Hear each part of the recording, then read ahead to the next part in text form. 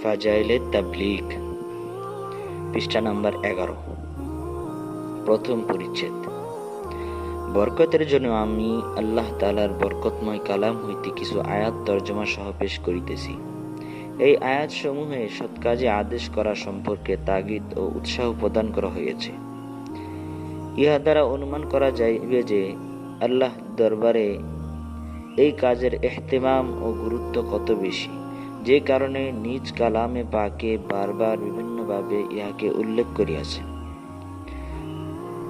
তবে তাবলীগের ফজিলত ও উৎসাহ প্রদান সম্পর্কে প্রায় 60টি আয়াত আমার ক্ষুদ্র নজরে পড়িয়াছে। যদি কোনো সূক্ষ্মদর্শী গভীরভাবে চিন্তা করেন, তবে না জানি এই বিষয়ে তিনি আরো কত আয়াত পাইবেন।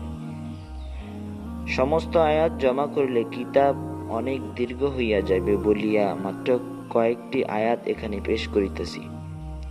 আল্লাহ তাআলা বলেন, ক্বালাল্লাহু আন্না ইসমুহু ওয়া মান আহসানু ক্বাওলাম মিম্মান দাআ ইলাল্লাহি ওয়া আমিলা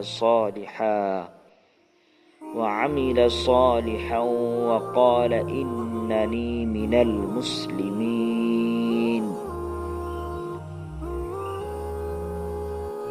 অর্থ, ওই ব্যক্তির কথা হইতে উত্তম কথা আর কাহার হইতে পারে যে মানুষকে আল্লাহর দিকে ডাকে এবং নিজে নেক আমল করে ও বলে যে নিশ্চয়ই আমি মুসলমানদের মধ্য হইতে একজন। সূরা হামিম সিজদা, আয়াত নম্বর 33, বয়ানুল কুরআন।